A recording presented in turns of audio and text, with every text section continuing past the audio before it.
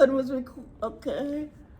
So I'm Teresa Barnes. This is what you look at when it's recorded. So I'm Teresa Barnes, and I just finished giving the inclusionary hearing friendly spaces at the ALDA event.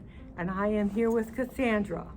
And Cassandra has hearing loss, and she's given me permission to record her. And this is our second go around, so hopefully it's our last go around. And you see that I'm talking with this at my neck. I'm going to turn so Cassandra can see this when I'm talking and she's not. And this is what she uses for accessibility. So isn't that neat? So here's Cassandra. So Cassandra, tell us about your hearing loss, how you got it, and then tell us what you thought about the inclusionary hearing friendly space presentation, and then what you see that needs to be changed, say at work, and how tired hearing loss makes you. So there you go. And if you need help with those questions, I'll turn back to you later on. Okay. Ready? Okay. So Cassandra, could you introduce yourself to the audience? Let the audience know what your name is. Okay, my name is Cassandra Horton. I'm from Rockland County, New Hempstead, New York. And I lost my hearing as a result of meningitis. I was in a coma for 3 days. I woke up, I could hear for a day or two, and then 2 days after, total silence. And I have been deaf ever since. I received a CI, but I have too much nerve damage. So I'm still remaining hopeful. I still wear my processor. I go back for mappings, but still no speech recognition. Okay. So for the audience, what a CI is a cochlear implant, but it's not really recognizing speech, so therefore she's not really wearing it at this time. That's why she uses this phone that has an app on it to be able to read what we're saying. Okay, so what I did was I explained to them what a cochlear implant is and the mapping process and that sort of thing. And so basically for you, you don't have any hearing device at all in that you can recognize speech with. Is that correct? Yeah. Exactly, Yeah. that's right. Nothing has worked for me, but I try to read lips, which is difficult, like anything else. You have lips, beards, teeth, toothless.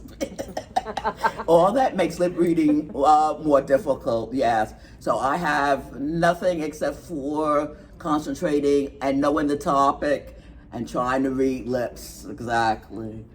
So it's not easy, it's very exhausting after a day's work. I still work. And so when you get home after trying to figure out what somebody's saying or trying to not miss things, asking questions, it is very difficult and very exhausting, and people don't understand that. But hopefully people will become more educated as time goes on, and they'll learn that as something as simple as when somebody calls you, if you don't hear somebody say something, immediately don't hang up. So many people hang up because I have to read what you say before I respond. And so today's presentation on inclusion, it was wonderful because that's a topic that is not discussed often in settings such as this or conferences, so I really enjoyed it. And I hope that it will be given again so people could have an opportunity to listen and to understand exactly what Teresa was saying, because it was very beneficial information.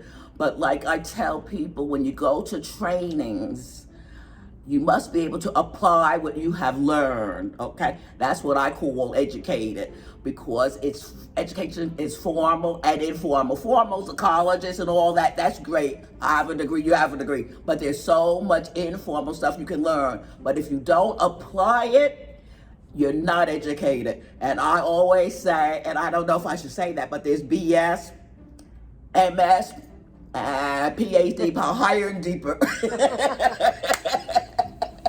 Okay, so I'm not sure if I answered all the questions. It's been a little day, but I'm so thankful that I met Teresa Barnes, and she gave me an opportunity to release myself after a very long day. And it's very important that each and every one of us who experience any type of hearing loss to advocate for yourself. You have to go places, ask for what you want. When you go to the hotel, you need an ADA kit, ask for it. Because if you don't ask for these things, nothing's ever going to be accomplished. But together, we can accomplish great things. So that was wonderful. So thank you for that. We'll do the jazzy hand signal. This is the deaf applause, you know. So can you say, Cassandra, too, at work, what would you like to see be included so that it could help you work in a better place? So maybe a hearing-friendly zone or area where the decibels are around 72 or so, and then maybe have a listening break so that you can increase your productivity so the corporations don't lose so much money, and also how you worked for IBM before and then what you switched over to. Okay. I think one of the most important things is to educate the people who are in charge of making some of these decisions.